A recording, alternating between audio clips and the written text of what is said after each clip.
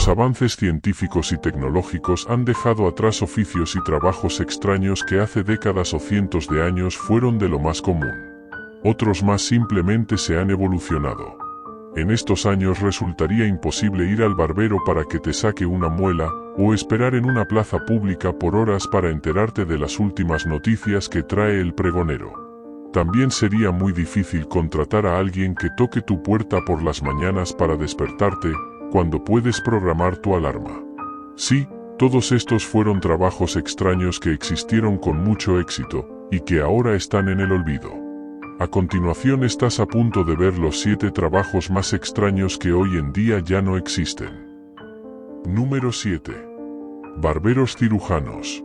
Ir a la barbería en la Edad Media no solo significó un buen corte de cabello y una barba bien afeitada.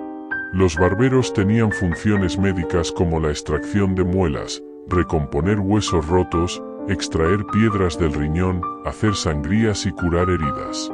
En el mejor de los casos, el barbero debía tener la aprobación de un médico real, pero en la mayoría de las veces, solo bastaba con desarrollar mucha habilidad y precisión para el uso de navajas y utensilios de uso sanitario. Número 6. Despertadores humanos. Nakea. Cuando los despertadores no eran a pilas, sino a golpes. Una de las profesiones más curiosas de la historia, y que ya desapareció, fue la de Nakeap o Nakeaper, que se dio sobre todo en Gran Bretaña e Irlanda, y su tarea no era otra que la de despertar a quien contratara sus servicios para que no llegaran tarde al trabajo. Hoy en día casi parece de broma pagar a alguien que te despierte para ir al trabajo, con los despertadores digitales que te hacen abrir los ojos con tu canción favorita, o que simulan un bello amanecer, pero a finales del siglo XVIII, la gente no tenía ese pequeño aparato electrónico que ahora nos hace la vida más fácil. En su lugar, y para que se levantaran a tiempo de llegar al trabajo, pagaban los servicios de unas personas llamadas Nakeap, que hacían las labores de despertador. En una época difícil que llegó hasta el siglo XX, en plena revolución industrial, miles de trabajadores de fábricas, sobre todo de Gran Bretaña e Irlanda, debían tener especial cuidado en cuidar sus trabajos para no perderlos, y desde luego no dormirse y llegar tarde. Por eso a cambio de unos peniques solicitaban el servicio de esta gente que o bien vivía exclusivamente de esto, o tenían otro oficio y sacaban un sobresueldo despertando. Por ejemplo, muchos policías de la época ejercían el oficio aprovechando sus rondas.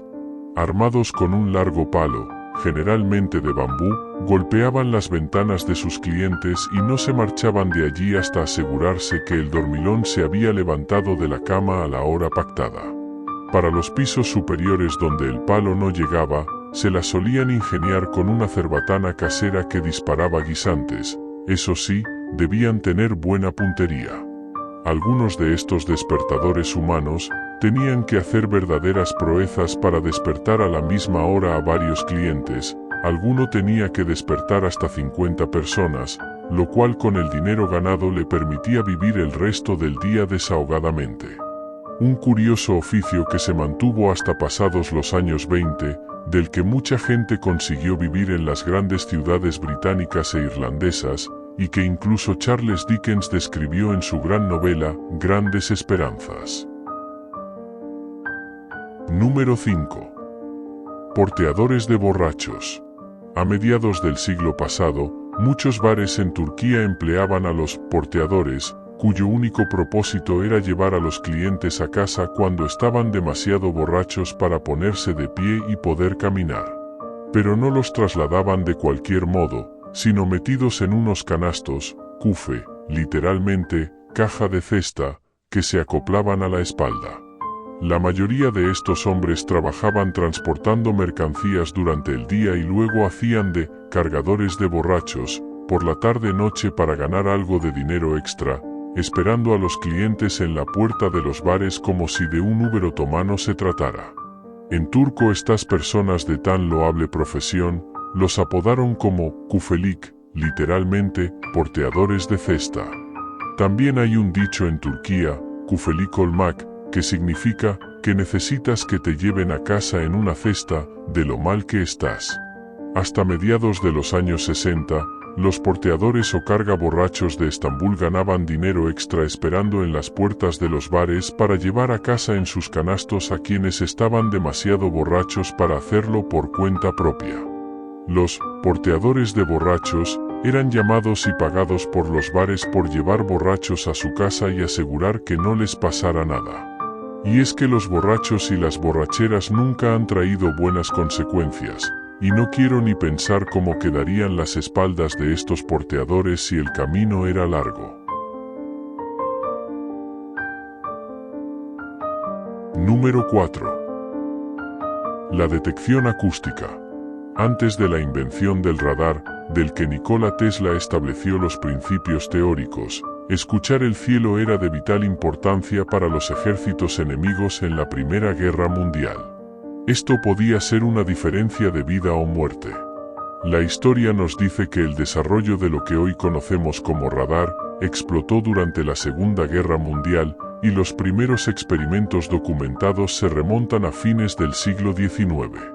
Sin embargo, la tecnología no llegó de inmediato al campo de batalla, y la mejor alternativa disponible para los combatientes era la detección acústica, con una combinación de cuernos gigantes, micrófonos y oídos humanos bien entrenados.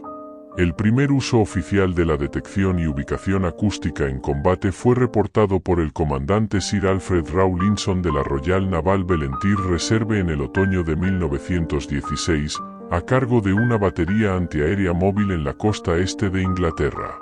En un intento por localizar zeppelins bajo condiciones climáticas adversas, Rawlinson improvisó un dispositivo utilizando los cuernos de 2 gramófonos. Si bien no derribó al enemigo, la defensa logró disparar hacia su dirección general y alterar sus planes. El desarrollo de estos sistemas de detección no fue exclusivo de ninguna fuerza, pero los británicos se destacaron por la creación y el despliegue de espejos acústicos, orejas gigantes de hormigón que usaban micrófonos móviles para maximizar la amplitud del sonido recibido. Al combinar los registros de 2 espejos y aplicar triangulación, sus responsables podían determinar la posición del sonido. Algunos sistemas tenían diseños personales y sencillos, basados en cuernos o medias esferas, mientras que otros eran especialmente complejos y enormes. Una imagen icónica nos enseña a las tubas de guerra japonesas, montadas en carros de 4 ruedas, y el detector acústico Perrin evaluado por Francia en los años 30 se parece a una obra de arte. El verdadero problema de la detección acústica era que solo podía anticipar el ataque enemigo por unos pocos minutos, intervalo que se volvió aún más pequeño debido al aumento de la velocidad en los aviones de la época. Inevitablemente, el futuro pertenecía al radar, y en el período de la Batalla de Inglaterra, de julio a octubre de 1940, la detección acústica ya había sido relegada al rol de respaldo. Número 3. Recolectores de vómito. La realeza romana tenía la costumbre de comer hasta el punto de vomitar para seguir degustando otros platillos. El recolector de vómito era por lo regular un grupo de personas que se encargaban de atrapar los vómitos en cuencos y en el peor de los casos, tenían que limpiarlos de pisos y paredes. Su labor estaba dirigida a consentir a los invitados a los festines.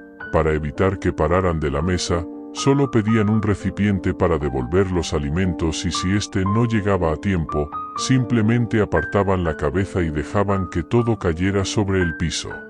Luego los recolectores se encargaban del asqueroso desastre.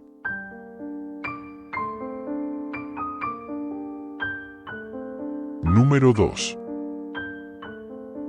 El guardián del ano del faraón. Un médico que hacía un trabajo raro y sucio.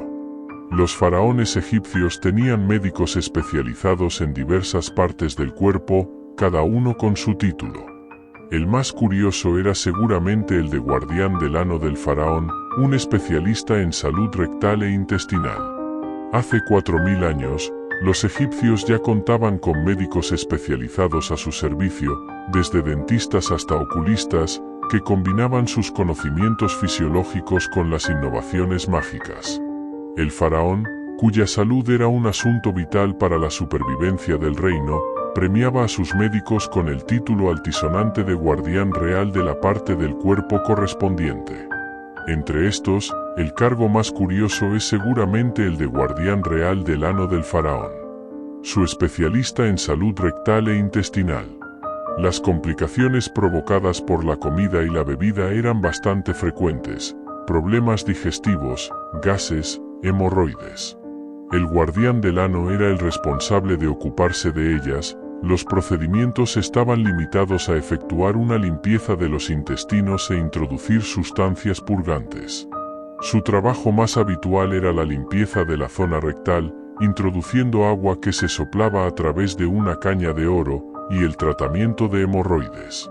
Otra tarea menos agradable aún, era la de introducir líquidos purgantes para estimular los intestinos del faraón y facilitar la evacuación cuando éste sufría una indigestión, empacho o padecía de estreñimiento.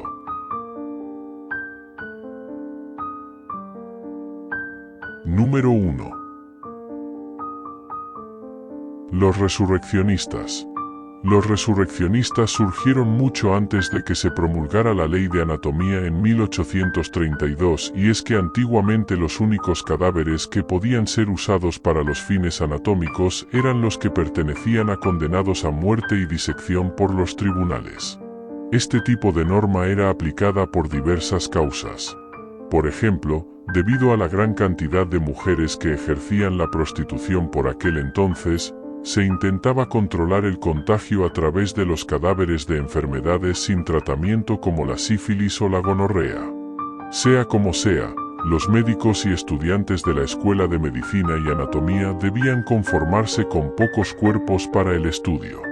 En el siglo XIX tan solo 55 personas eran condenadas a la horca al año, algo que reducía considerablemente las posibilidades de estudio del cuerpo humano. Justo en este momento es cuando surge la necesidad de conseguir material de estudio sea como sea. Así, el robo de cuerpos desenterrando cadáveres en el cementerio se comenzó a extender. Eran estas personas que se dedicaban a introducirse de noche en los cementerios los conocidos como resurreccionistas. Personas que no tenían miedo a las consecuencias, ya que robar un cuerpo no estaba penado con la muerte, tan solo con multas, siempre y cuando no robaran pertenencias del difunto, algo que cuidaban mucho estos particulares ladrones de cuerpos. Estos robos eran tan comunes que los familiares de los difuntos no se separaban de su cuerpo hasta que no había sido enterrado. Además, tras este entierro se turnaban para hacer guardias vigilando la tumba del mismo. En muchos puntos de Europa se crearon artilugios que intentaban evitar el robo de los cuerpos, jaulas de hierro llamadas morzafe o el uso de mausoleos o lugares más privados de difícil acceso. Aún así, estos métodos eran bastante caros y no todo el mundo podía usarlos. Por tanto, comenzó poco a poco a surgir la figura del guarda de cementerios. Y entre este caos de ladrones de cuerpos no podía faltar auténticos psicópatas. Cuando aumentaron las dificultades para robar los cadáveres, algunos desalmados aprovecharon el momento para atacar y matar con sus propias manos a vagabundos y personas inocentes. Posteriormente estos cuerpos serían vendidos a reconocidos médicos para que pudieran seguir con sus investigaciones. Así surge el personaje de William Burke, un asesino irlandés que se encargó de matar con la ayuda de William Are a 16 personas para poder comercializar con sus cuerpos. Tras la muerte de uno de sus inquilinos, Burke decidió vender el cuerpo a un reputado anatomista llamado Robert Knox. Así fue como comenzó esta extraña alianza entre el asesino y el médico que le pagaba religiosamente todos los cuerpos que éste le entregaba. La policía consiguió hacerse con él y sacarle una declaración firmada de sus asesinatos. Burke fue condenado a la horca, mientras que Arce se libró de la misma y decidió salir del país. El Dr. Knox también se libró de un castigo ejemplar, no obstante, se vio obligado a huir de la ciudad pues su casa fue atacada por un gran número de gente enfurecida por sus prácticas. El cuerpo de Burke fue sometido en 1829 a una disección pública, con el fin de disuadir a los resurreccionistas de ir por ese camino. Sus restos todavía son conservados en la Universidad de Edimburgo.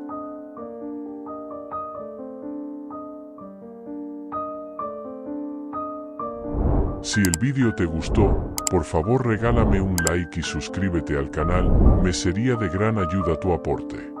Muchísimas gracias, nos vemos en una próxima edición de Toxicman Tops.